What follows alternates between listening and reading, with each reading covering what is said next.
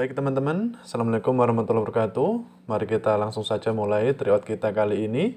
Teman-teman bisa menyiapkan alat tulisnya.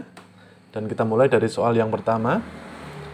Dalam mengawali pembelajarannya, Pak Ahmad merumuskan pertanyaan, mengumpulkan data atau informasi dengan berbagai teknik, mengasosiasi atau menganalisis atau mengolah data dan menarik kesimpulan, serta mengkomunikasikan hasil yang terdiri dari kesimpulan untuk memperoleh pengetahuan, keterampilan, dan sikap. Langkah yang dilakukan Pak Ahmad itu merupakan bagian dari model pembelajaran A. Portofolio, B. Saintifik, C. Penemuan, D. Autentik, atau E. Konstektual. Baik, teman-teman, silakan dijawab pada kertasnya masing-masing.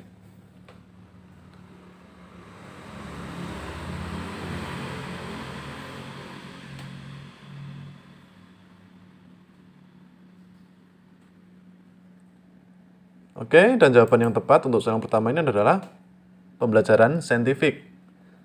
Nah, tentu kita ingat bahwa ada 5M untuk pembelajaran saintifik ini, yaitu mengamati, menanya, mengumpulkan informasi atau eksperimen, mengasosiasikan atau mengolah informasi, dan yang terakhir, mengkomunikasikan. Nah, kelima ini tadi sudah ada dalam soal yang telah dilakukan oleh Pak Ahmad dalam pembelajarannya.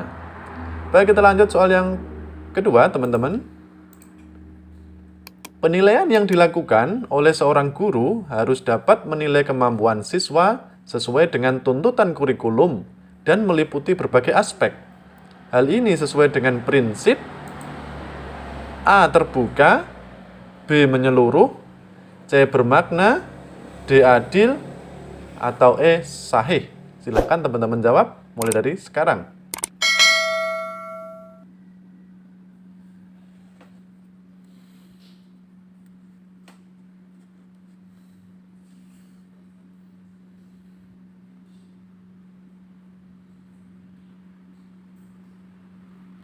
Baik teman-teman, untuk soal yang kedua ini, jawaban yang tepat adalah B. Menyeluruh.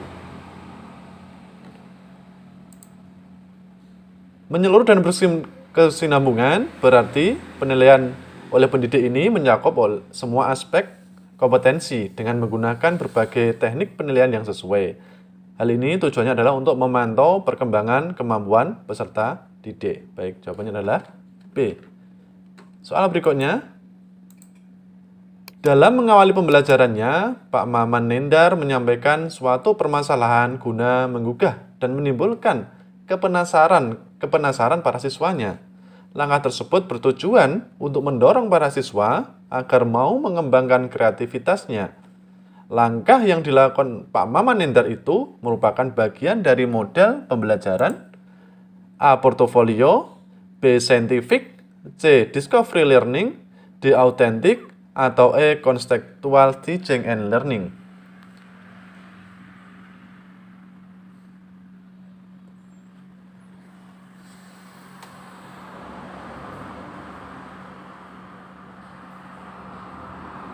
Baik, sahabat Bimbela, teman-teman semua, untuk soal yang ketiga ini, jawaban yang tepat adalah C, yaitu Discovery Learning.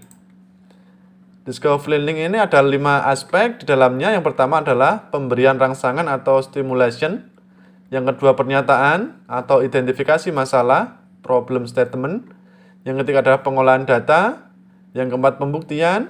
Dan yang kelima adalah menarik kesimpulan atau generalisasi. Jadi jawaban yang tepat adalah C. Baik, kita lanjut untuk soal berikutnya. Media yang cocok untuk menggambarkan tentang banjir adalah A. Media video, B. Gambar banjir, C. Potongan artikel berita media cetak, D. Peta persebaran potensi banjir, atau E. Berita perkiraan cuaca televisi.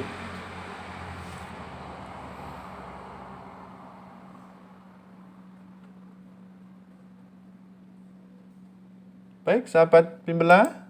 Jawaban yang tepat adalah C, yaitu potongan artikel berita di media cetak. Kenapa C?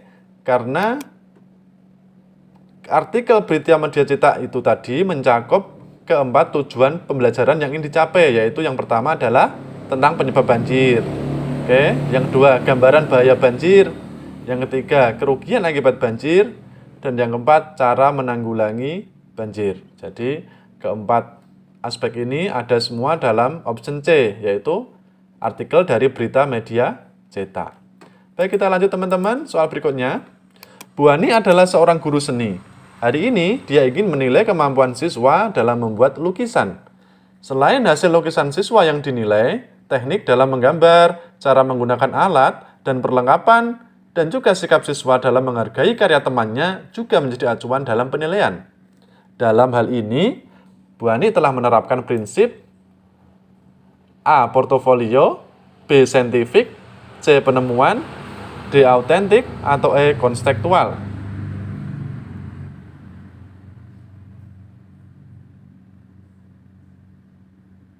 Dan jawaban yang tepat adalah C. Penemuan. Karena dalam hal ini, Bu Ani menggunakan berbagai teknik penilaian yang sesuai. Untuk apa? Yaitu memantau perkembangan peserta didik.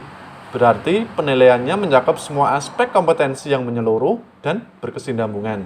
Jadi jawaban yang tepat adalah C, yaitu menyeluruh dan berkesinambungan. Baik, lanjut teman-teman. Dari banyaknya definisi ataupun batasan yang dikemukakan oleh para ahli, esensi dari pengertian penilaian portofolio adalah A. Kumpulan hasil karya siswa, B. Rekaman hasil karya siswa, C. Rangkaian hasil karya siswa, D. Kumpulan nilai siswa, atau E. Kumpulan siswa.